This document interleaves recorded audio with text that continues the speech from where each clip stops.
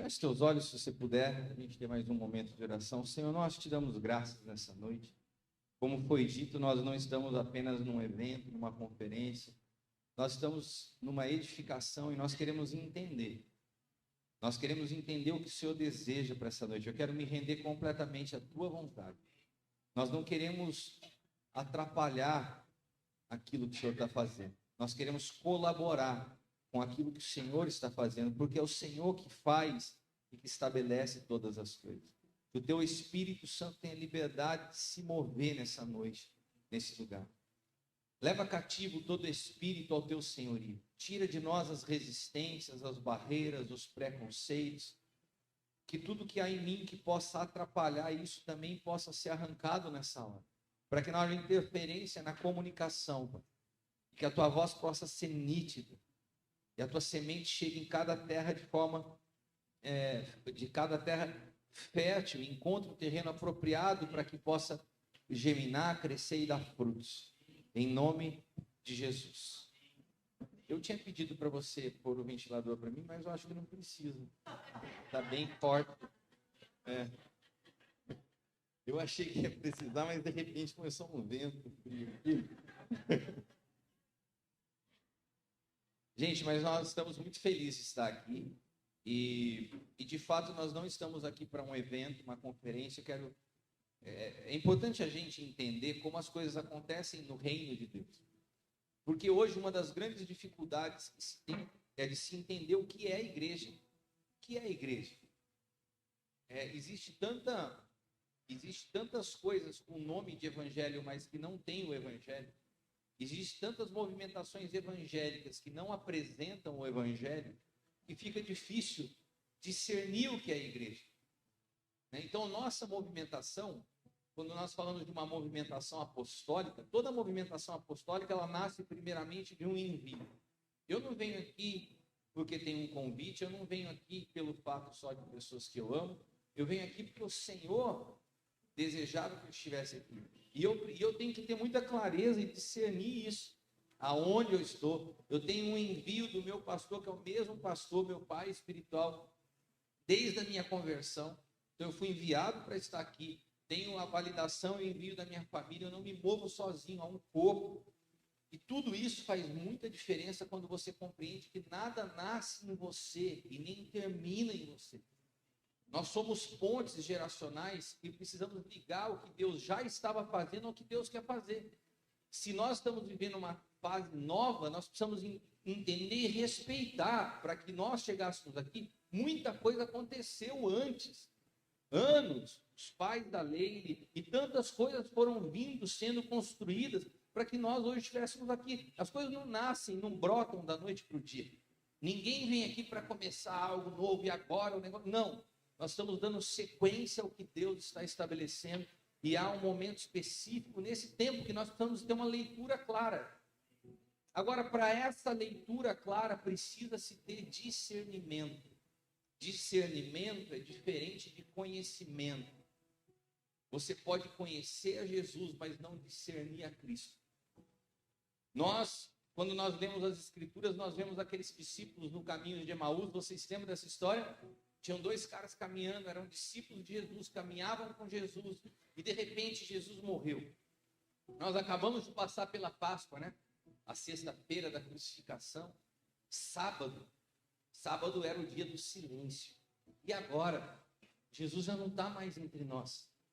E agora o que a gente vai fazer? Vocês acreditam que no sábado, alguns discípulos voltaram para pescar?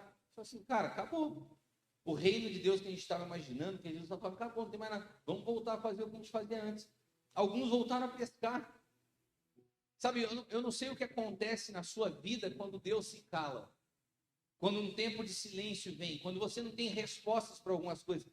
Será que um período de silêncio de Deus na sua vida é suficiente para você voltar atrás? Porque o sábado foi um sábado de silêncio para todo mundo. E agora? Ele morreu para crucificar. E daí o domingo vem a ressurreição. E quando Jesus ressuscita, ele ressuscita diferente de como ele tinha morrido. Ele retorna com um corpo glorificado. Já não era mais Jesus o homem, mas era o Cristo que habitava em Jesus, que foi liberto de um corpo temporal e vem na sua forma eterna e se revela. Só que quando ele se revela, já não era mais aquele Cristo encapsulado num corpo de carne, era um Cristo ressuscitado e glorioso. E os discípulos que estavam aqui caminhando tristes, ainda com o mesmo impacto do sábado, do silêncio. E agora, o que a gente faz? De repente, eles estão caminhando e juntam outro cara no meio deles, junto caminhando com eles. E começa a conversar, e o cara pergunta, por que vocês estão tristes? E os caras olham para ele, você não está sabendo? Você não está sabendo o que aconteceu? Nós éramos discípulos de Jesus, ele foi morto, você não viu as notícias? Você não abriu o seu WhatsApp hoje? Você não viu o que está rolando no Facebook? Você não viu o Instagram? Está em todos os stories, ele morreu, ele foi crucificado. E daí Jesus começa a caminhar com eles e depois sai. E um fala para o outro assim, você percebeu alguma coisa quando ele falava? Parece que o nosso coração queimava. Eu percebi algo diferente. Eles conheceram a Jesus, mas eles não conseguiam discernir a Cristo. Eles tinham conhecimento do Jesus homem, mas eles não conheceram, eles não discerniram o Cristo. E logo depois dessa história, nós vemos uma situação oposta acontecendo com o apóstolo Paulo. O apóstolo Paulo não conheceu Jesus. O apóstolo Paulo não conheceu e nem caminhou com Jesus. O apóstolo Paulo não viu nenhum milagre de Jesus. Mas o apóstolo Paulo soube discernir o Cristo ressuscitado. Quem se revelou a ele foi o Cristo. E ele, quando escreve aos Gálatas, ele fala algo muito forte. Ele fala assim, quando aprove a Deus revelar seu Filho em mim. Deus decidiu revelar Cristo em Paulo, não revelar Cristo a Paulo. A revelação a alguém é uma experiência externa. A revelação em alguém é uma experiência interna, é no Espírito. E Paulo soube discernir a Cristo. E nós estamos em dias onde você tem que entender que é mais importante do que conhecer Jesus, você discernir a Cristo no teu espírito. Nós estamos em dias de discernimento. Quando há excesso de informação, excesso de conhecimento, você precisa aprender a ter discernimento. Você sabe que algumas realidades naturais, elas acabam nos mostrando aspectos do que está acontecendo no espírito, porque tudo que é visível é governado pelo que é invisível. E tem muitas coisas que você vê que são geradas primeiro onde você não vê. Esses dias eu estava vendo, nós já temos visto isso há algum tempo, né? As fake news, as confusões de imagens. Você olha uma foto, você não sabe mais se essa foto é real ou se não é. Você não sabe mais se uma imagem é verdade ou se ela é mentira. Você não sabe mais se um texto foi escrito de fato pela pessoa ou é uma cópia de alguém que já escreveu aquele mesmo assunto um dia. Isso tudo já vem acontecendo há algum tempo. Mas nós estamos entrando nos últimos meses num período ainda mais complexo, que é a confusão das vozes. Você já não sabe mais se aquela voz é da pessoa ou não, ou se é um algoritmo, ou se é uma inteligência artificial. Você pode, de repente, na sua casa, um dia recebe uma mensagem do pastor Kleber falando assim para você, olha só, nós recebemos como igreja fazer uma oferta na sua conta de 100 mil reais, recebe aí, meu irmão, daí você fica, glória a Deus, aleluia. Daí passa o dia inteiro, não vem dinheiro na sua conta, você liga para o pastor Kleber, pastor, você me mandou uma mensagem, eu ouvi tua voz falando para mim, que ia cair 100 mil reais na minha conta, e cadê o dinheiro, pastor? O senhor está mentindo? Daí o Kleber fala, você está louco, irmão? Eu não mandei mensagem nenhuma. Mas olha aqui, eu tenho a tua voz. A inteligência artificial é capaz hoje de imitar a sua voz. Eu fiz ainda uma coisa mais inocente. Você imagina que alguém pode ligar para a tua casa ou no teu celular com a voz do teu filho e falar assim, pai, estou precisando do dinheiro da minha conta. Porque... Nós estamos em dias agora, aonde a inteligência artificial imita as vozes.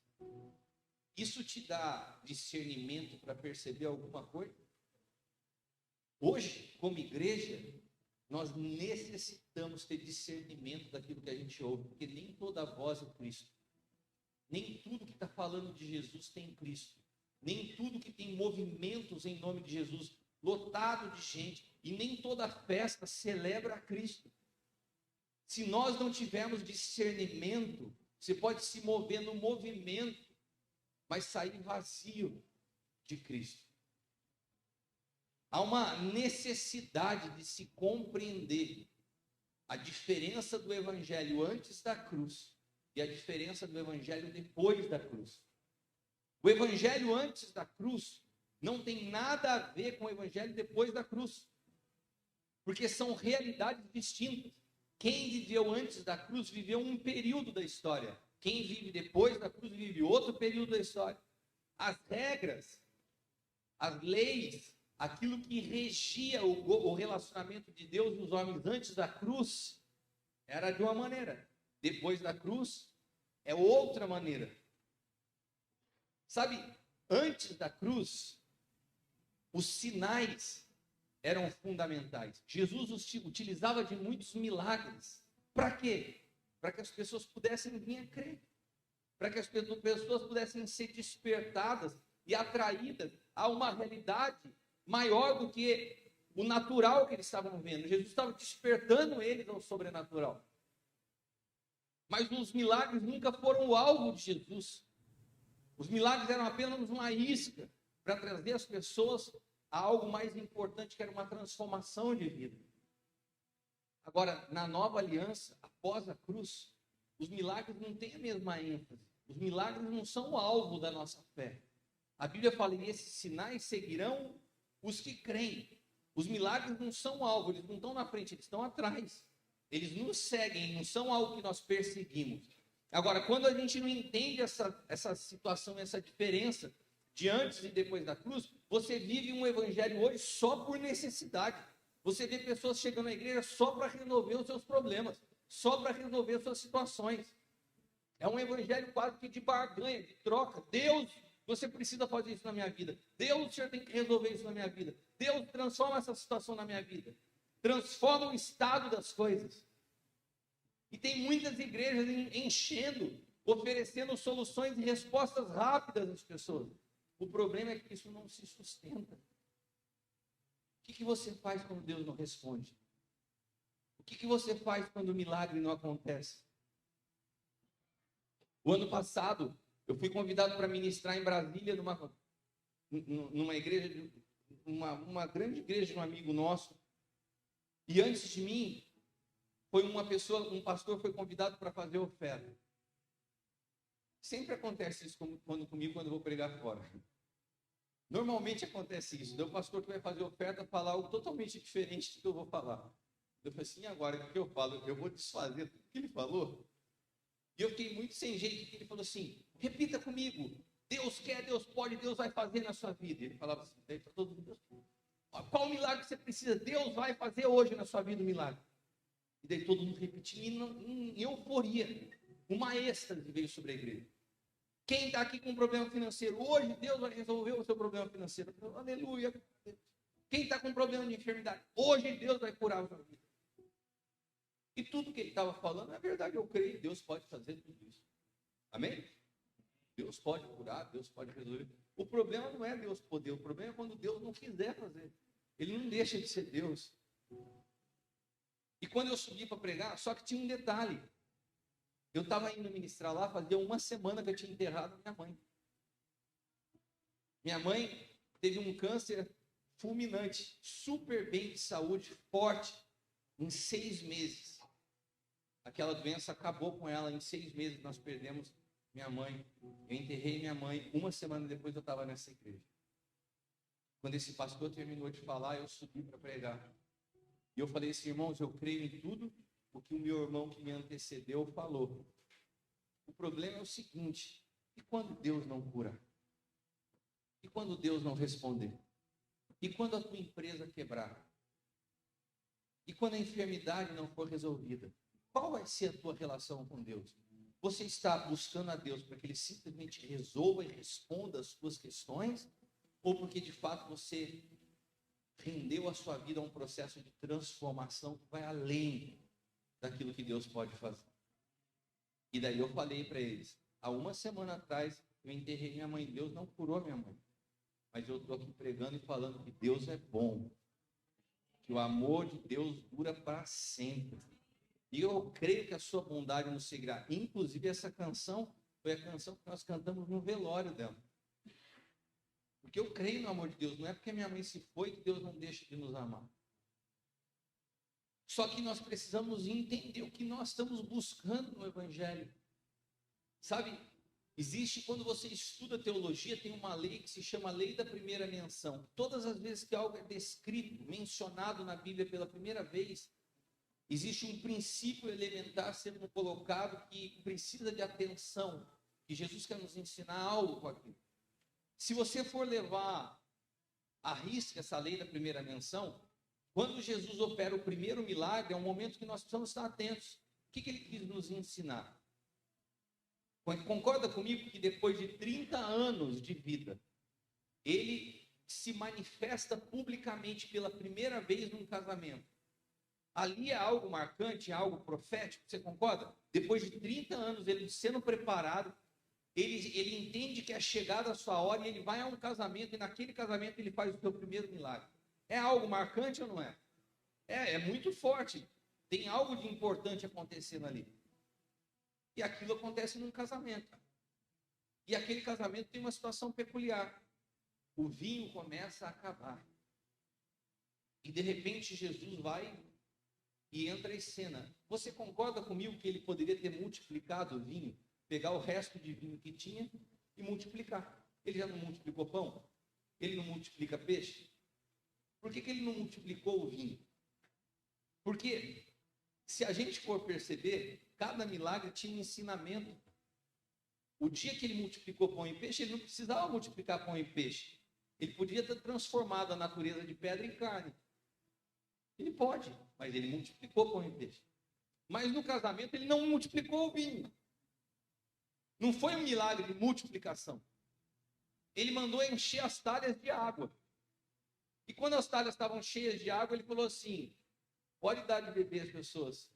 E quando começaram a servir, aquela água tinha se transformado em vinho. Qual foi o milagre? Ele não transformou o estado da água.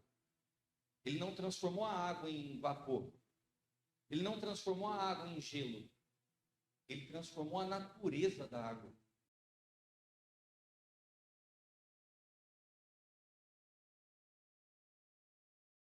A expressão, nossa, fulano de tal mudou. Mudou da água para o vinho. Quem já viu essa expressão? Da onde nasceu essa expressão? O que é quando você fala assim, ó, fulano de tal mudou da água do vinho? O que você quer dizer com isso? Ó, mudou radicalmente. Saiu de um extremo para o outro. Jesus estava nos ensinando algo. Eu não vim na tua vida primeiramente para resolver o estado das coisas. Eu não entro na tua vida só para responder às suas necessidades. Eu vim na sua vida para transformar a sua natureza. A transformação da natureza.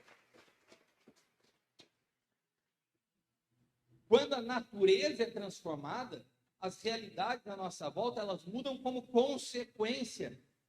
Os sinais nos seguem.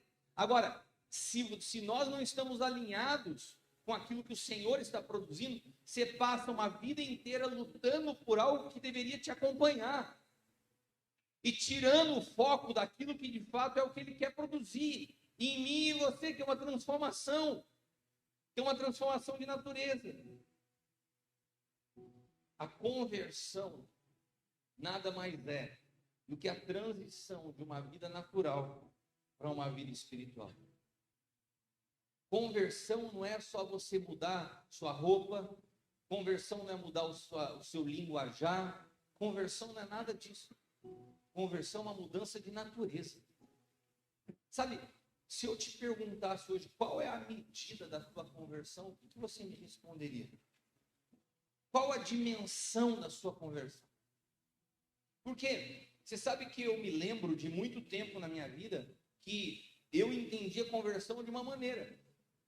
Eu pensava assim, eu me converti no último ano de faculdade de engenharia. E para onde eu ia, eu queria levar Jesus comigo. Porque eu aprendi uma coisa que não era um fundamento, não era um princípio. Foi apenas uma forma didática que uma mulher teve de me ensinar uma época. Então eu voltava de Campinas no final de semana, minha mãe estava no período de oração em casa, e tinha uma mulher que ia lá em casa, que era uma profeta. A tia Rosa, uma mulher de oração. E daí toda vez que eu estava lá, minha mãe falava assim, vem cá para a tia Rosa orar por você. E a tia Rosa era uma profeta, e ela começava a falar as coisas, e eu achava incrível ela profetizar. Então eu fiquei meio... Quando eu estava com algum problema, eu falei, mãe, esse final de semana eu vou voltar de Campinas para Taubaté, chama a tia Rosa para orar por mim. Eu fiquei meio que, a tia Rosa era meu amuleto, sabe? E eu gostava dela, porque ela tinha sabido, aquela mulher, não sei se ela está viva hoje, tanto reencontrar, ela tinha tanta sabedoria para falar comigo, eu não entendia as coisas do Evangelho. Mas ela falava de uma maneira que eu compreendia, e o meu espírito queimava dentro de mim. E teve um dia que eu cheguei lá, minha mãe estava pegando no meu pé e falou assim, você tem que parar de ir em balada, você tem que parar de ir nesse lugar, você volta tarde, e você bebe, não sei o que, babá. Daí eu cheguei no final de semana, mãe, marca a tia Rose para mim. Eu cheguei em casa, estava a tia Rose lá. Daí tia Rose, minha mãe falando, tia Rose de um lado, eu do outro. Eu falei, tia Rose, é o seguinte, minha mãe fica pegando no meu pé, eu não faço nada demais. Vou lá, gosto de dançar. E não falava muita coisa para ela, mas eu gosto de ir lá só no ambiente, não faço mal para ninguém. Essa expressão eu carregava muito dentro de mim. Eu não faço mal para ninguém, não desejo mal para ninguém, só vou para me divertir. Inclusive foi essa expressão que eu vi muitas pessoas que estavam naquela rede lá em Israel quando foram atacados pelo Hamas. A gente estava de boa, só fazendo bem, não queria desejar mal para ninguém. Não importa a sua intenção, se você estiver no lugar errado, na hora errada, você está lascado, meu irmão. E eu sei que eu falei para a tia Rosa, eu não faço nada demais, minha mãe fica pegando no meu pé. Sabe o que ela virou para mim na frente da minha mãe e falou? Ô Cristiano, pode ir na balada. Eu falei, pode? Uma mulher de coque, de oração, com saia comprida, não pode ir na balada? Eu falei, pode. Eu só vou te pedir uma coisa. A próxima vez que você for, você ora antes de sair de casa. Ah, isso tá fácil. Eu morava numa república com mais 2 caras. Eu entro dentro do banheiro, ninguém vai ver. Fecho a porta, faço uma oração escondida. Se eu fizer isso, eu posso ir na balada? Pode. Dá assim, mas você ora assim. Jesus, vai comigo nesse lugar. Abre os meus olhos. E me mostra tudo aquilo que o Senhor te desagrada. E depois você sai. Eu falei, tá bom, fechado. Eu falei, mãe, essa tia Rosa é incrível. Você tá vendo? Eu falei para você que não tinha nada demais. Eu estava doido para voltar para Campinas para ir para a balada e testar a história da tia Rosa. E eu fiz isso. Entrei no banheiro do meu quarto, fiz uma oração. E fiz uma oração de verdade. Falei, Jesus, agora o Senhor é o meu convidado de honra. Eu vou entrar no meu carro, eu vou assumir o volante, você vem aqui do meu lado e a gente vai junto. E aonde tiver, você está comigo. Daqui para frente é nós. Meu parceiro. Irmãos, se eu falar para vocês que foi a última balada que eu fui na minha vida, assim, de verdade, a Leila fala que às vezes eu exagero para contar as coisas. Eu estou falando literalmente o que aconteceu. Eu entrei dentro daquela balada, do jeito que eu orei. A hora que eu cheguei lá dentro, eu comecei a ter uma sensação de desconforto, aqui não é meu lugar. Eu olhava as pessoas bebendo, ficando uma com as outras, eu comecei a ver tudo, achar tudo errado, que eu nunca achei errado. E de repente ainda encontro a minha irmã com um cigarro, chamava Gudangarão, um cigarro de canela, sei lá o que. E eu vi ela fumando aquele negócio do lado, eu falei, meu, o que você está fazendo isso na mão? Assim, eu sempre vejo você com isso, tipo assim, que eu estou fazendo porque eu vejo você. Eu falei assim, Renata, a gente tem que ir embora daqui agora. Porque eu falei, Deus não quer a gente aqui. Irmãos, ô praga daquela tia Rosa.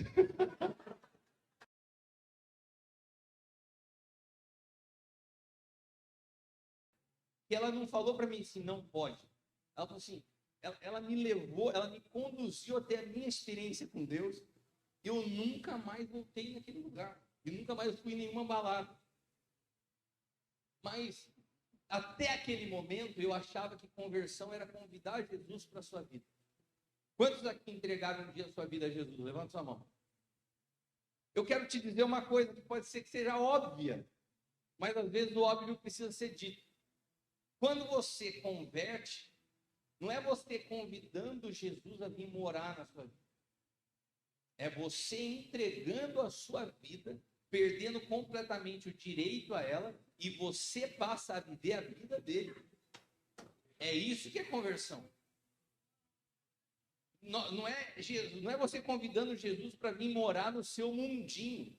É você abrindo mão do seu mundinho para viver o dele. A sua mente expande, a sua mente muda. Você sai de uma visão individual e egoísta para uma visão coletiva. Qual passa a ser os nossos direitos? Nenhum. Meu direito é de não ter direito algum. Sabe o que eu percebo? As pessoas querem uma conversão assim. Eu sirvo a Deus, está tudo direitinho na minha vida. E agora? Não é vir num culto de domingo. Não é cumprir o seu dever de cristão. Não é trabalhar na ONG e você vê as pessoas, nossa, agora eu sou um crente. Não, é sua vida completamente entregue na mão dele. Não é Jesus de passageiro no teu carro. É entregar o volante na mão dele. Você vai para o banco de passageiro. E daí você fala, Jesus, mas para onde a gente está indo? Ele fala assim, não vou te contar, só confia e bora. É isso que é caminhar com ele. Eu perdi completamente o controle da minha vida. Às vezes eu brinco com o Kleber e falei, ele fala assim, nossa, que vontade de vir morar em Floripa, que lugar incrível que vocês moram, que lugar lindo. Mas eu não posso me mover assim na minha vida, eu não vou aonde eu quero. Eu vou aonde ele quer que eu esteja. Você compreende que muda completamente a perspectiva da vida? Abra sua Bíblia em Lucas, capítulo 4, versículo 9. Evangelho de Lucas, capítulo 4, versículo 9. Levou-o também a Jerusalém e pô-lo sobre o pináculo do templo e disse, se tu és o Filho de Deus, lança-te daqui abaixo. O pináculo do templo, quem foi que levou Jesus ao pináculo do templo? Foi o diabo. E o pináculo do templo, ele tem aqui para a gente uma expressão profética. O pináculo do templo são situações onde nos é apresentado as posições mais altas. E essas posições muitas vezes são colocadas pelo próprio inimigo, sabe? E ele busca nos colocar num lugar de projeção da nossa imagem. Porque Jesus tinha acabado de passar por uma situação muito peculiar, que foi o seu batismo. Jesus tinha ido ao Rio Jordão ser batizado, e quando ele estava ali sendo batizado, veio uma voz do céu e disse, esse é o meu filho, em quem eu tenho muito prazer. O que Jesus tinha feito até esse momento na vida dele? Nada. Jesus não tinha batizado ninguém, Jesus não tinha curado ninguém, Jesus não tinha ressuscitado ninguém. E o pai fala assim, eu tenho muito prazer nele. O que o pai está querendo mostrar? Não tem a ver com o que você faz. Tem a ver com a condição de filho. Se você é meu filho, eu te amo. Não importa o que você faz. Acaba de sair desse lugar, ele chega num lugar que o inimigo fala assim, se você é filho, faz. Você compreende que o inimigo está tentando distorcer o que Deus tinha acabado de falar? Eu te amo sem que você precisar fazer nada. O inimigo fala assim, você não é filho? Então faz isso. Só que o inimigo é muito sutil, porque ele não só confronta a identidade de Jesus, ele tenta fazer com que Jesus projete o seu poder, que Jesus use o seu poder, que Jesus estabeleça uma imagem sobre todas as coisas. Ele tenta exaltar o eu, a sensação de um lugar onde você está acima dos demais. Quem viu aqui esses dias o caso do Robinho, jogador do Santos que foi condenado?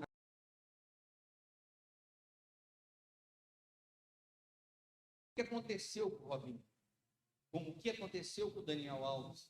O que acontece com um jogador de futebol?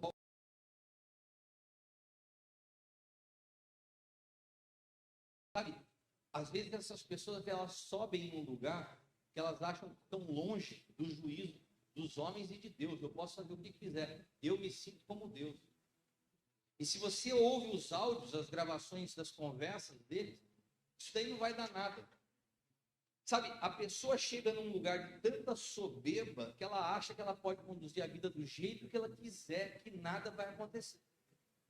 Só que isso não acontece só com um jogador de futebol, isso acontece com um pastor dentro de igreja evangélica. Os caras começam a conduzir a igreja do jeito que eles querem e acham que nada vai acontecer. Sabe, isso não acontece só com o pastor de igreja evangélica, isso acontece com o marido dentro de casa, que acha que pode oprimir, maltratar e muitas vezes, inclusive, agredir uma mulher sem que ninguém vai ficar fazendo, porque aquela mulher se tornou dependente e refém dele. Isso acontece em ambientes de trabalho, onde pessoas começam a roubar e se habituam a práticas enganosas, a caixa 2, uma série de coisas, e acham que podem continuar fazendo. Eu não sei qual é o pináculo do tempo para você. O pináculo do tempo para você pode ser um degrauzinho, pode ser um botão de diácono que você carrega, te deu um pouquinho de autoridade e você já está se achando alguma coisa. Sabe, porque quando você não entende quem você é, você precisa de posição para se afirmar. E muitas igrejas têm dividido, porque algumas pessoas são colocadas de forma precipitada em lugares de autoridade. E daí, de repente, elas começam a olhar e avaliar tudo que o pastor está fazendo. Eu faria diferente. Eu acho que não é assim. Sabe de uma coisa? Eu vou pegar esse povo aqui que caminha comigo e eu vou conduzir do meu jeito. Isso é orgulho, isso é soberba, isso é divisão. O reino de Deus não nasce dessa forma. O reino de Deus ele se move através de envio. Assim como o Pai me enviou, eu também vos envio. Tem um protocolo. Tudo que nasce em Deus nasce de envio. Apóstolo, você está falando que toda igreja que nasce de um pastor que não foi enviado está errado? Sim, é isso que eu estou falando. Porque tem um padrão, tem um protocolo. Quando se aceita a proposta de subir ao pináculo do templo, quando se aceita a proposta, essa sugestão de exaltação do eu, pode esperar que tem consequência, porque a Bíblia fala que a soberba precede a ruína. O diabo não coloca ninguém no pináculo do templo porque ele quer ver alguém numa posição alta. O diabo coloca alguém na posição do pináculo do templo porque ele quer derrubar a pessoa de lá. Você consegue entender? Quantos estão aqui comigo? Você está entendendo o que eu estou falando? Você consegue trazer isso para a tua vida? Você consegue perceber o quanto nós precisamos de discernimento nas nossas vidas? Se você pegar Pedro, Tiago e João, Pedro, Tiago e João eram os caras que caminhavam mais próximos de Jesus. Ele ia para algumas reuniões e levava uma multidão, ia para outras e levava só 12. E tinha lugares que só entrava com Pedro, Tiago e João. E numa dessas vezes ele estava num monte, orando. E de repente apareceu no lugar Moisés e Elias. Você imaginou o que é você estar no lugar? Jesus se transfigura diante dos teus olhos e surge Moisés e Elias. Os caras piraram. Ele falou, meu, que culto é esse? Que loucura é essa? Eles ficaram tão pirados que eles começaram a olhar Moisés e Elias. E eles olharam para aquelas coisas e falaram assim, Jesus, vamos fazer uma tenda. Vamos construir uma igrejinha só para nós aqui. Não vamos descer, deixa o povo lá embaixo, mas que a gente fique aqui. Daí vem uma voz do céu que dizia, esse é o meu filho, só a ele ouvi. Tipo assim, para de ficar entusiasmado com Moisés e Elias. O alvo é Cristo. Sabe, parece que hoje precisa de uma voz do céu e falar para a gente, tira os olhos das estruturas. Quem é alguém? Quem são os pastores ou ministros de louvor na fila do pão? Tem gente correndo atrás de gente famosa. Parece que se Deus chamou a atenção dos caras que estavam empolgados com Moisés e Elias, se vê uma multidão de evangélicos correndo atrás de cantor, correndo atrás de pastor, eu acho que Deus não manda uma voz, olha, fica atento, vocês estão deixando meu filho para correr atrás de coisas que não têm valor. Eu acho que Deus vai mandar fogo do céu e queimar essa raça de crente cabeça dura. Sabe, não é possível que a gente não entenda o quanto nós estamos nos distanciando de Cristo, correndo atrás de coisas que são visíveis. Shows pirotécnicos.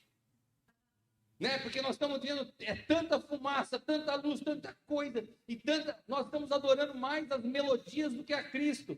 As canções que nós falamos que é para Ele, na verdade a gente adora a canção e não a Ele. Nós estamos adorando mais aos pregadores do que a mensagem. Não importa o que esse cara vai falar, mas é o cara. Não, se não tem Cristo, não serve para nada. Ele é o centro, Ele é o alvo, Ele é a razão em todas as coisas.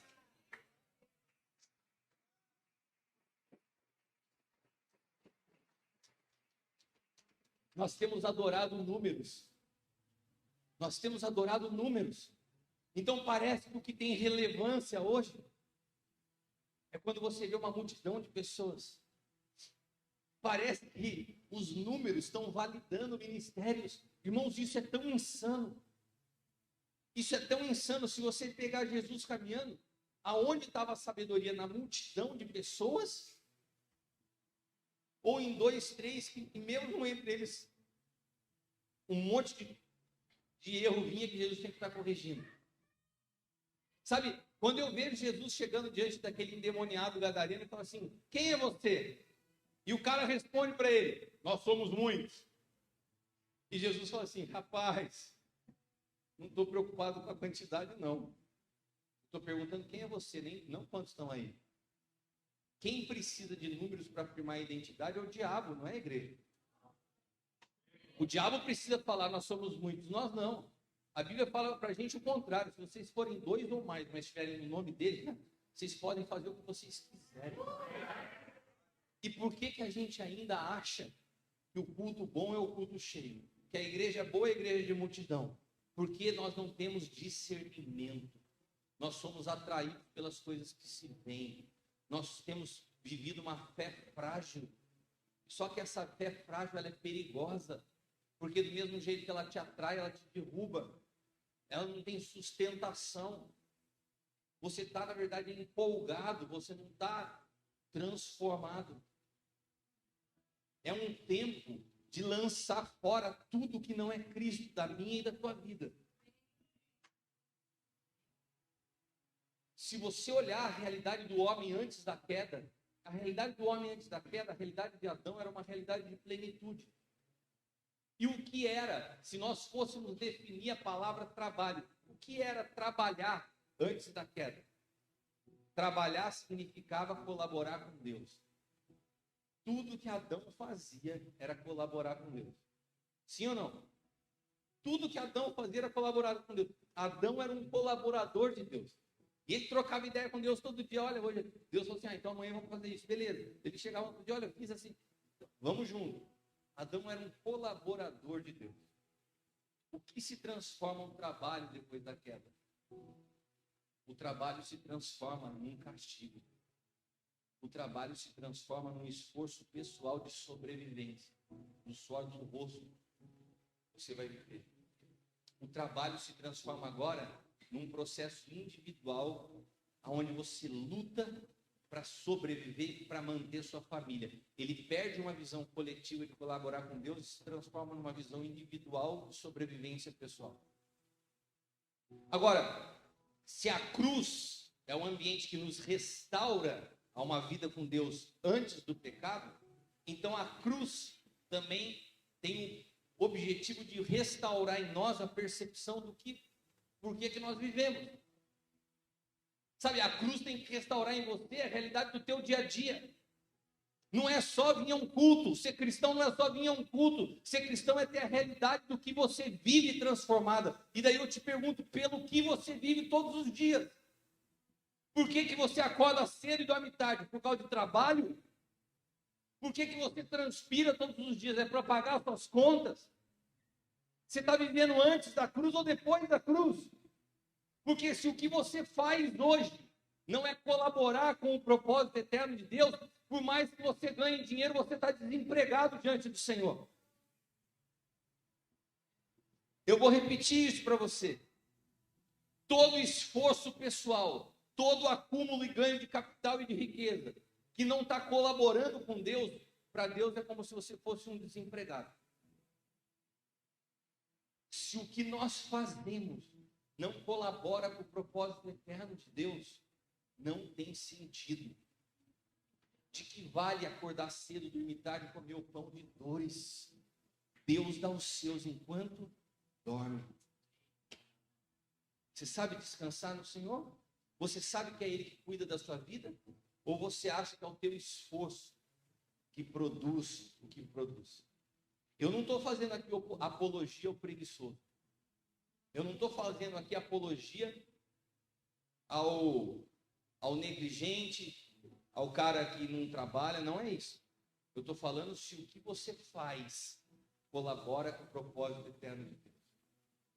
Eu falei esses dias isso para um amigo meu, o Alan, que alguns de vocês conhecem, é o líder de louvor lá na casa, lá do Sonho de Deus. E ele me chamou no dia seguinte e falou assim: Cris, eu vejo isso muito evidente na tua vida. Né? Você, praticamente, eu vi quando a sua empresa parou, Deus te cuidando, sustentando, você tem vivido integralmente para o Senhor. Mas e no meu caso, que sou um dentista, como que eu posso fazer o meu trabalho colaborar com o propósito eterno de Deus? Eu falei assim: Alan, é tão simples. Ele falou assim: é simples? Eu falei: é. A sua vida está rendida a Deus. Os seus dons e talentos estão rendidos a Deus. Você pode fazer da odontologia uma forma, uma ferramenta de glorificar a Deus. Se cada paciente que você atende, você está servindo como ao Senhor. Se cada vez que você estabelece o preço da consulta, você faz de forma justa. Se cada vez que o recurso entra na tua mão e você administra ouvindo a Deus e não só para a realização das suas vontades, você está fazendo do seu emprego algo que está colaborando com o propósito eterno de Deus. Agora, quando você vive em função de acumular, de utilizar tudo que você tem em função de sustentar somente os seus interesses pessoais, você está desconectado da vontade de Deus. Você está funcionando como Adão depois da queda. Você não está colaborando com algo. Então, conversão é muito mais além do que você vir frequentar o culto e ouvir uma palavra. Ela requer de você uma mudança radical de vida. Da água para o vinho. Muda a natureza. A natureza de quem está antes da cruz, ela é em primeira pessoa. Eu quero, eu preciso, Senhor, eu necessito. Quando você passa pela cruz, ela se transforma em terceira pessoa. Senhor, nós precisamos, nós queremos. Você vê tudo a partir da igreja, não a partir de você mesmo. Pergunta para quem está do teu lado, a sua visão é uma visão coletiva? Você enxerga a vida a partir do nós? E é por isso que as trevas têm trabalhado para roubar muito a nossa memória eterna. Quem nós somos como igreja? O pecado reduziu a igreja a um lugar de ideias humanas. Obscureceu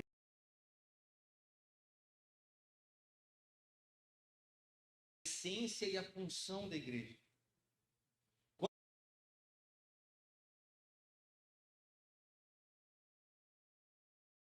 Uma nação santa, um povo adquirido por Deus. E depois ele fala: para quê? Pergunta para mim: para quê? A própria Bíblia responde: para que vocês possam proclamar as virtudes daquele que vos chamou das trevas para a sua maravilhosa luz. Repita comigo: eu preciso proclamar. Aonde? Lá fora. As riquezas daquele que me chamou das trevas para a sua maravilhosa luz. A igreja foi chamada na sua essência a proclamar para o mundo. Sabe o que nós transformamos a igreja? Num lugar que se fechou num nicho, voltado para dentro e não para a proclamação de fora. A essência da igreja em 1 Pedro é proclamar lá fora. Sabe o que nós fazemos aqui? Nós adoramos, servimos e somos treinados para poder entrar a ação lá fora.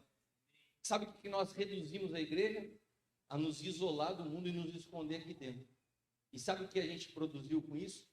Vazios na sociedade. Vazios na sociedade. Vazios na política, vazios na educação, vazios no cinema, vazios nas artes. Ambientes que a igreja se ausentou por causa de uma visão reduzida do que é ser igreja, e esses vazios foram ocupados. Todo vazio que eu não ocupo é preenchido por algo. Efésios capítulo 4, versículo 15.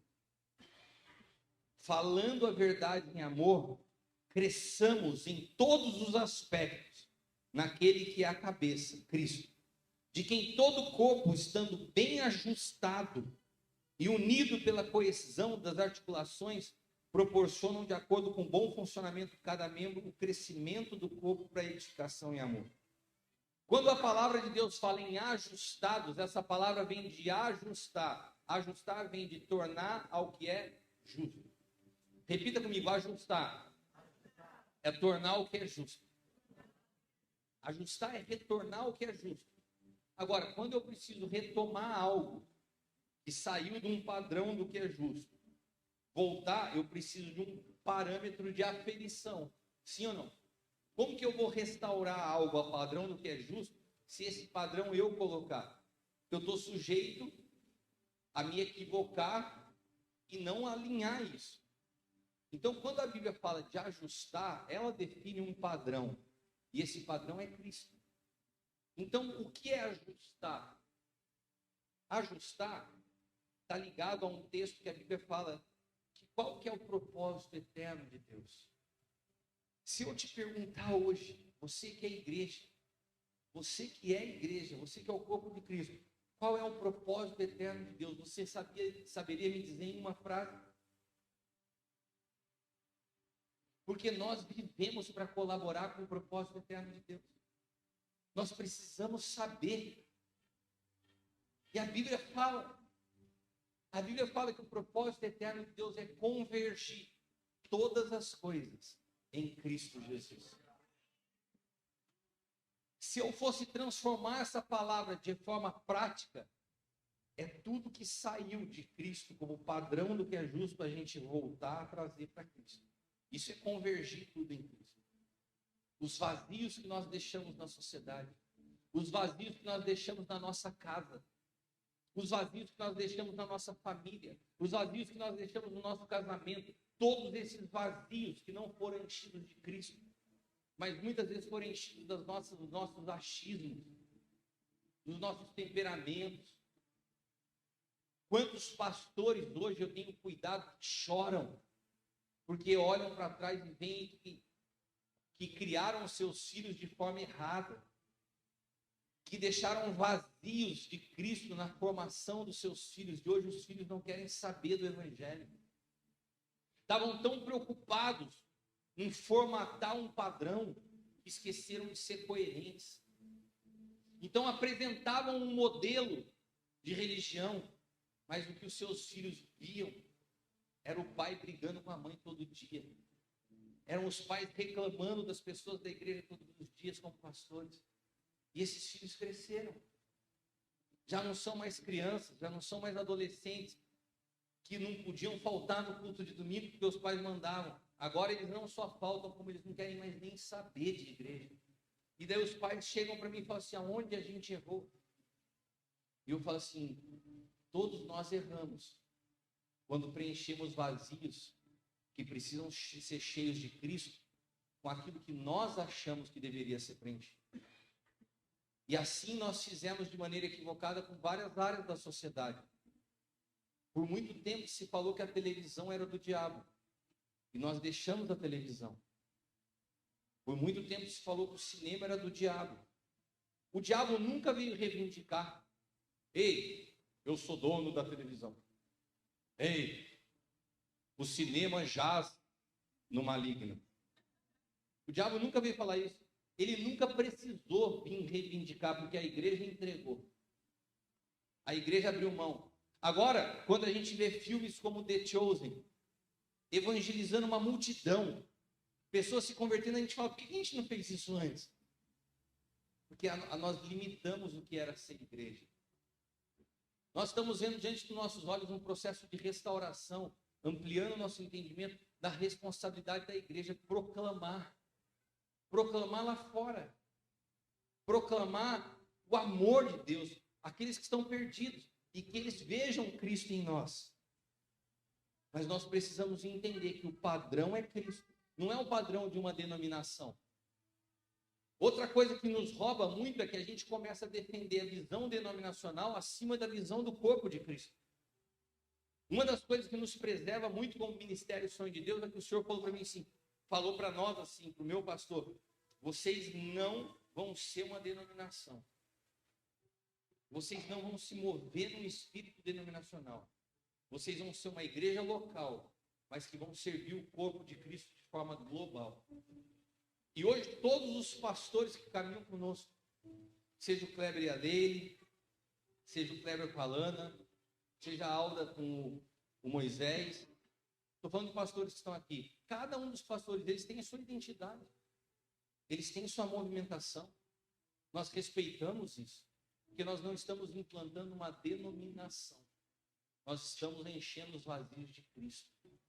Isso requer relacionamento, isso requer amor, isso requer uma vida para o mundo. O padrão de ajuste é Cristo. E se toda perfeição reside no fato de trazer ao que estava desajustado e preencher de Cristo, o que eu chamaria de imperfeição? Imperfeição, em termos espirituais, é tudo que tem vazio de Cristo. O que é imperfeito? É o que não está pleno de Cristo. Seu casamento tem imperfeições? É falta de vazio de Cristo. A relação dos seus filhos tem imperfeição? São vazios que não estão preenchidos de Cristo. Quais os vazios que você deixou na sua história? Porque esses vazios deixados para trás, eles vão trazendo dano, eles vão trazendo prejuízo, esses vazios vão trazendo atrasos. Quantos atrasos foram gerados na nossa vida por vazios de Cristo? Se você ler a história de Atos, capítulo 6, quando a igreja inicia, diz a palavra que os apóstolos, eles começaram a ver que começou a chegar muita gente. E eles tinham uma palavra, que eles tinham que se dedicar à oração e à palavra de Deus. E de repente eles começam a deixar o tempo de oração, de palavra, para servir as pessoas que estavam chegando na mesa. E daí, Atos capítulo 6 fala assim: não é justo. Não é justo. Repita comigo, não é justo. Não é justo deixar a oração e a palavra para servir a mesa. Vamos levantar pessoas para que façam isso e nós continuamos na oração e na palavra. Isso se chama critério apostólico. E isso deveria ser a base de toda a decisão da nossa vida. Eles não decidiram baseados em necessidade. Eles não decidiram baseados em oportunidade. Eles não decidiram a partir de uma visão pessoal. O critério da decisão deles foi: não é justo. Eles não falaram assim: cara, está muito cansativo fazer isso. Eles não olharam um para o outro e falaram assim: olha, tem uma oportunidade. Já que está chegando, vamos levantar mais pessoas. Não foi oportunidade, não foi necessidade. Não foi alguém que teve uma brilhante ideia e falou assim: já sei, tive uma brilhante ideia, vamos criar os diáconos. Não, não foi isso. Não foi brilhante ideia, não foi necessidade e não foi oportunidade. Como que você toma a decisão na sua vida? Eu vejo pessoas falando assim: olha só o que eu vi acontecendo, principalmente nos dias de Covid. Esses dias eu estava conversando com um casal de pastores que caminha conosco, que quando começou o Covid, eles tinham restaurantes e começaram a passar tanta dificuldade que eles se prepararam, estão tirando visto para ir morar nos Estados Unidos, visto de trabalho. Eu estive na igreja deles 2-3 semanas atrás e falei assim: olha só, qual foi a razão da tomada de decisão de vocês para querer se mudar nos Estados Unidos? Ah, o restaurante começou a passar problema, a gente começou a entrar em dívida. Eu falei assim: então o critério da decisão de vocês se mudarem de um país para o outro foi necessidade. Qual que é o critério que você toma a decisão na sua vida? Quem se move por necessidade não se move a partir do que é justo. Pode ser que a necessidade seja uma coisa que tenha te movimentado até hoje. É por isso que tem tanto vazio na tua história. Porque nós não podemos nos movimentar por necessidade. A gente tem que saber se movimentar dentro do que é justo. Nós temos uma empresa familiar de 40 anos de história, uma empresa de construção civil, que há 10 anos atrás começou a passar muitos problemas. Se eu falasse naturalmente, seria muito, muito melhor para mim, naturalmente, que eu me mudasse de cidade e começasse a minha vida em outro lugar. Mas todas as vezes que eu orar o Senhor falava assim: não é isso.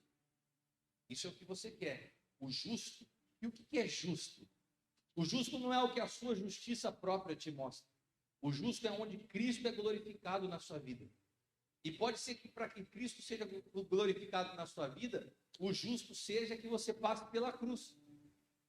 Na verdade, todos nós temos que ter a nossa experiência com a cruz. A experiência onde os nossos achismos, onde os nossos conceitos são rasgados, onde a nossa reputação é exposta, onde muitas vezes você se vê perdendo tudo.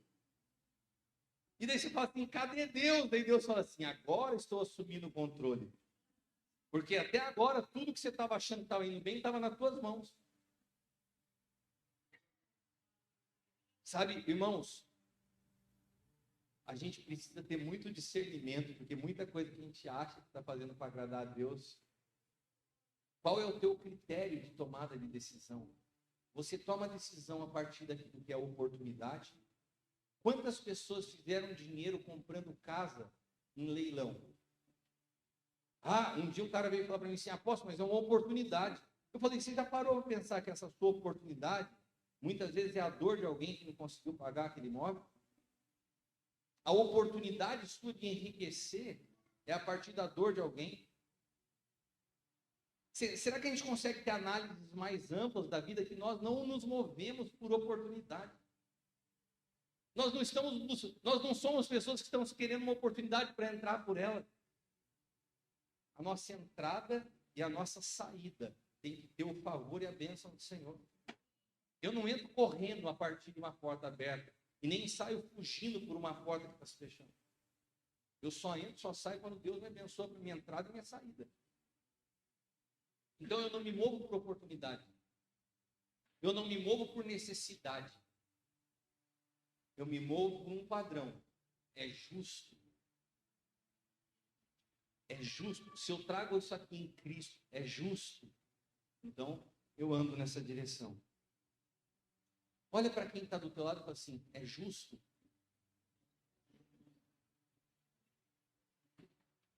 Como igreja, nós precisamos preencher os vazios que foram deixados nas últimas décadas nessa nação.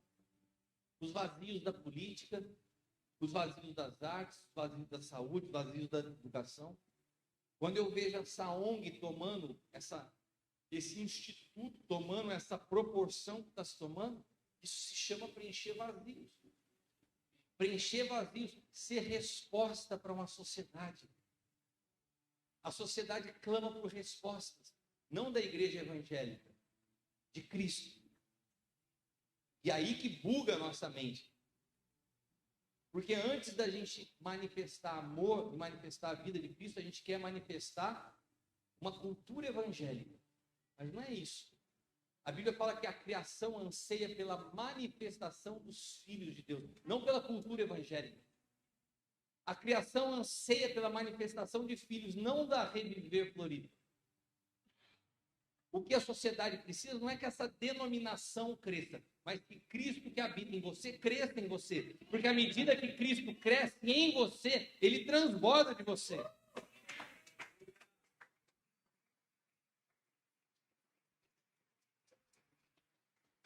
E quando a Bíblia fala que a criação anseia pela manifestação de filhos, é muito específico, porque a palavra que utiliza para filhos é ruio. São filhos maduros. Só um filho maduro consegue entender algumas movimentações. Porque o imaturo se dói por qualquer coisa. Mas eu não concordo com isso. Mas eu não acho certo. Você não tem que achar. Você ainda não tem nem maturidade para discernir. Uma casa tem pais, porque os pais têm discernimento que os filhos não têm. Nós precisamos entender que o que Deus mais quer de nós é o nosso coração e não nossa gestão. Eu estou falando de coisas para você, eu falava para o pessoal daqui da ONG antes do culto, estou falando de coisas que o Senhor me ensinou a mim.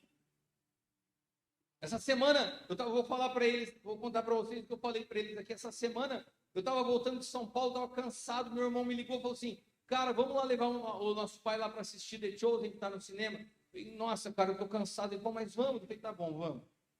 Daí cheguei no cinema cansado para assistir The Chosen, eu vi que não era, eu pensei que era filme, era só 2 episódios da 4ª temporada, eu podia ver isso no YouTube depois, mas já que eu estou aqui, fala comigo, Senhor, eu quero estar por inteiro nesse lugar. E daí começa a primeira cena do filme. Judas Iscariotes e outro discípulo lavando as suas roupas na beira do rio. E daí Judas começa a falar assim: cara, você está vendo que está crescendo, as pessoas estão se chegando a nós e a gente não tem alimento para dar, está faltando recurso. Se Jesus me deixasse, eu tenho um monte de ideia para a gente produzir mais recursos. Eu posso administrar tudo e a gente faz o reino crescer. E daí o discípulo vira para Judas e fala assim: mas você já parou para pensar? Pode ser que Jesus não tenha feito essas coisas acontecerem porque ele tem um ritmo que não é esse. Ele quer fazer em outro tempo. Pode ser que ele não queira esses recursos que você está querendo produzir. Porque pode ser que seja uma lição dele nos ensinar no meio dessa dificuldade. E de repente, quando eu estava ali vendo o filme, sabe com quem que eu me identifiquei? Com Judas Iscariotes. Quantas vezes eu me vejo querendo administrar, fazer e dar ideias para o meu pastor? Olha, poderia ser dessa forma, vamos fazer. E Deus estava falando comigo assim: meu filho, o seu coração é mais importante do que as suas ideias e suas ações. O seu coração rendido a mim, alinhado exatamente onde eu quero que ele esteja, é mais importante do que eu querer fazer um monte de coisa. Uma das grandes evidências que nós estamos caminhando na direção da maturidade é que esse propósito eterno de Deus vai se tornando mais claro para nós. Ele vai ficando mais nítido. O nosso entendimento do que é a igreja vai ficando mais nítido. Eu quero ler com vocês no último texto para a gente estar terminando essa noite e amanhã a gente prossegue. Fala para quem está do teu lado, cenas do próximo capítulo. Não olha para quem está do lado, você não falte no culto de amanhã. Apocalipse 3,17. Abra a sua Bíblia em Apocalipse 3,17.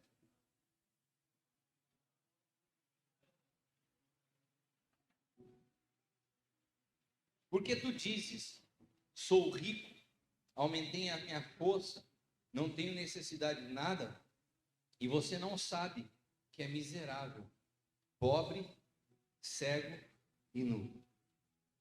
O que acontece com essa igreja? Quando João escreve a carta ao Apocalipse, ele estava falando realidade de diferentes igrejas. Sim ou não? Se você olhar para a igreja brasileira, estava falando com o teu pai agora ali atrás, Oleiro, ele se batizou por 1965. Se batizou em 1965. O que ele tem de tempo de batismo, muitos de vocês não têm de idade. Não, e a gente tem que respeitar isso, porque viu muitas coisas. Muita coisa viu. Agora, deixa eu te falar uma coisa. Tudo que começa e termina é porque não começou em Cristo. As coisas que começam em Cristo, quantas ondas e movimentos ele não deve ter visto nesses anos de evangelho? A gente chama isso de fogo de palha, não é? Porque a gente tem que ver quem edifica, com que material edifica. Se ele edifica com madeira, se ele edifica com palha. E João quando ele escreve Apocalipse, ele está falando as cartas. E o livro de Apocalipse, tem gente que acha que Apocalipse é um livro escatológico. Apocalipse tem como único objetivo revelar Cristo. Apocalipse começa falando a revelação de Cristo. E o que é Cristo, na realidade dos dias atuais, se não a igreja, o corpo dele sobre a face da terra? Agora, existem expressões de Cristo que não glorificam a Cristo.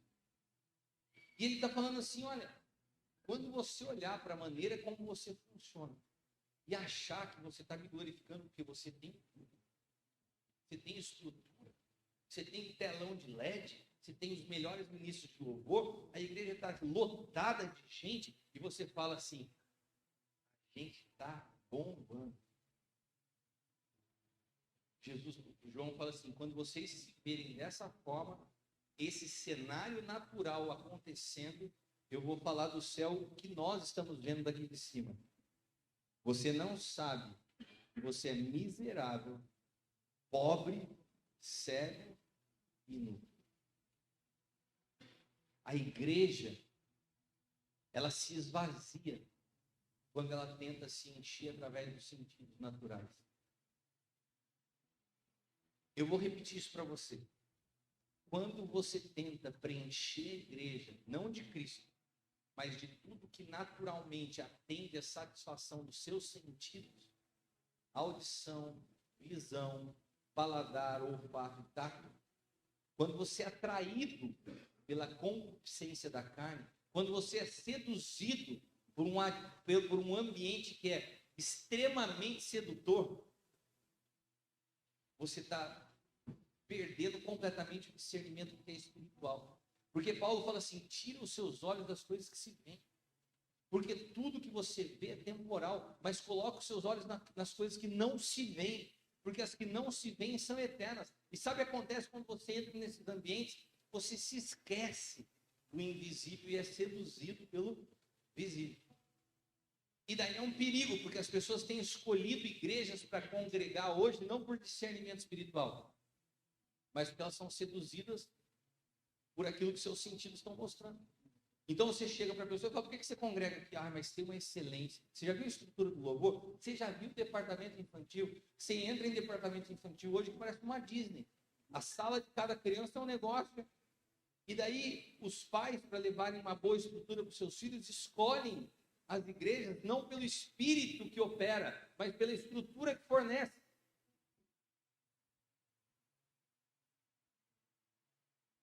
Nós estamos preenchendo os vazios de Cristo por coisas, por ações, por resultados, e estamos desviando do alvo. Então, voltando ao início da mensagem, nós precisamos de discernimento.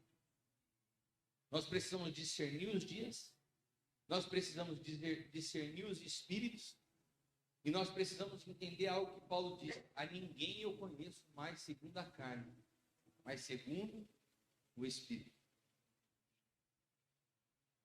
Você entende esse texto? A ninguém eu conheço mais segundo a carne, nem mesmo a Cristo eu conheci na carne, Paulo fala isso. Quando Paulo fala isso? Quando ele era questionado pelos outros apóstolos, fala assim, Paulo, você está falando todas essas coisas, você não caminhou com Jesus, ele falou, pouco me importa. Eu não conheci Jesus de carne, eu conheço a Cristo. Não importa o quanto do conhecimento histórico você tem de Jesus. Você pode conhecer tudo do grego, do hebraico, ter feito faculdade de teologia, e você pode falar de Jesus, como a Leila fala de algumas blogueiras que ela segue no Instagram. A Leila fala de umas mulheres lá do Instagram que ela segue, que parece amiga íntima dela.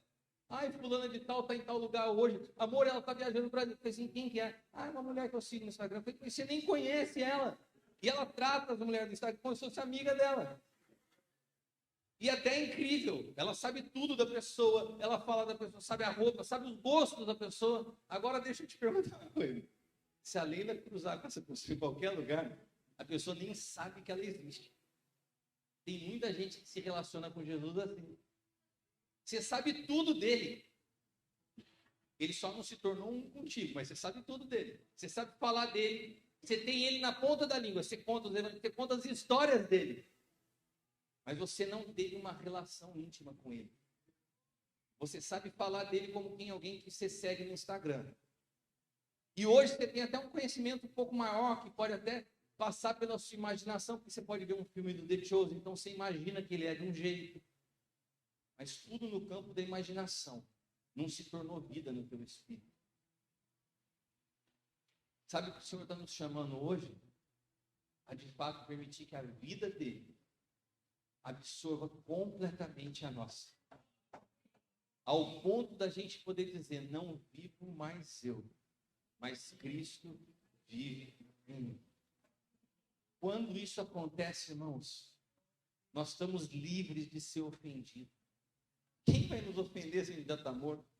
Nós estamos livres das perdas. O que vai ser tirado de nós se a gente já entregou tudo? Nós estamos livres até dos conflitos da vida. Que conflito tem alguém que já está morto? Sabe o que está faltando para muitos de nós que sofremos, questionamos, reclamando? Está faltando uma experiência profunda com a cruz. Porque a cruz é o único elemento capaz de rasgar o teu homem exterior e te levar a experimentar de uma nova vida. Só a cruz nos arranca de uma vida governada pelos sentidos para uma vida governada de dentro para fora, pelo Espírito. Quero orar por você nessa noite. Eu quero orar por você que ouvindo a palavra hoje, se colocou até em dúvida se você se converteu ou não. Não é assim? Tem gente, eu me lembro quando a primeira vez que eu ouvi do Novo Pacto, eu já tinha mais de 15 anos de evangelho. E eu estava numa conferência onde eu fui chamado para pregar. E o pastor que pregou antes de mim começou a falar da cruz do Novo Pacto. E eu tive uma experiência tão forte ali com Jesus que eu não sabia mais o que eu ia pregar. Parece que tudo que eu entendia da Bíblia não funcionava mais. Eu não sei se à medida do que nós fomos falando nessa noite, o Espírito Santo foi mexendo dentro de você. Você sentiu um desconforto tremendo dentro de você. Não importa quantos anos você tem de evangelho, nem o título que você carrega. Se você é pastor, se você é apóstolo, se é bispo, se é padre, ou se você não se acha ninguém, todos nós precisamos passar pela cruz para uma experiência de nascer com Cristo. Os nossos olhos espirituais se abrem, que a gente saia do campo do conhecimento humano e entre no campo do discernimento. Sabe aquela passagem que fala assim, a gente estava lendo aqui também com o pessoal da ONG,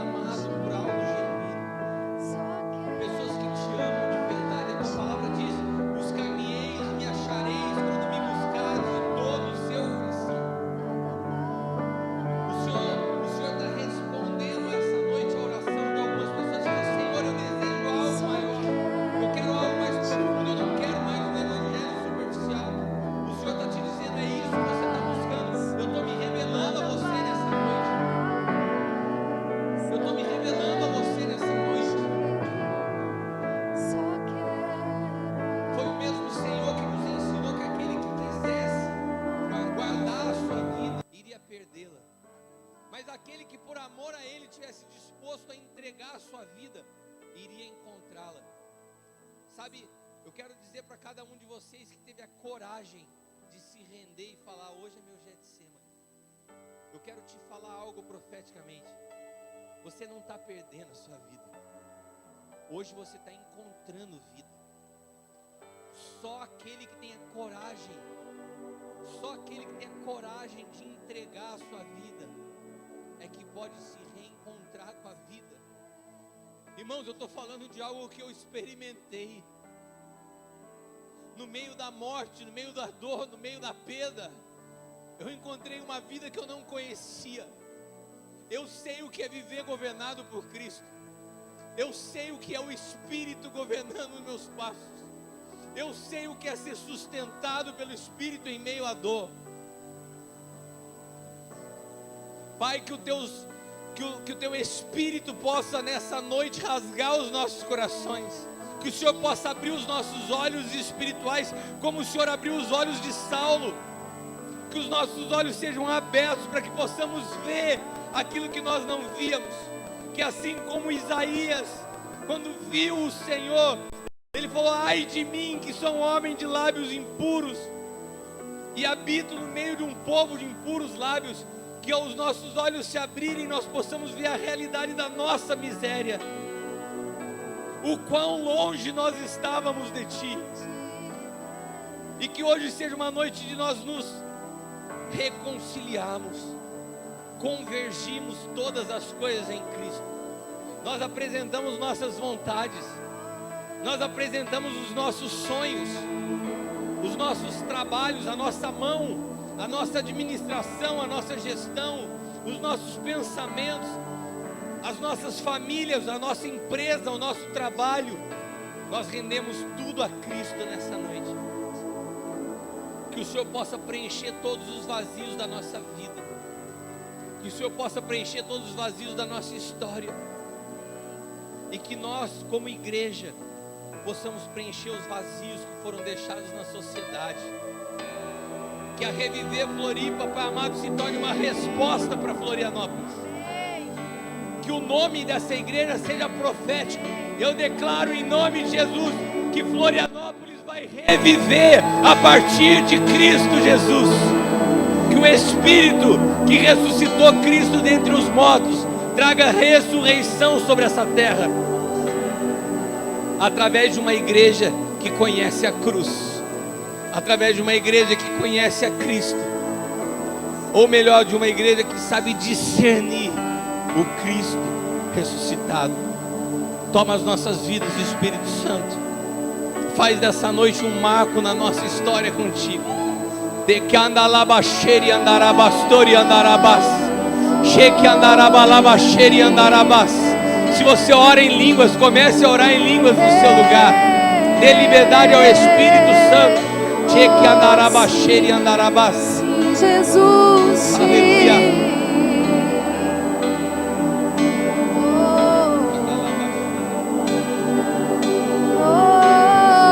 Nada além de Ti, só quero a Ti, Deus, e nada mais.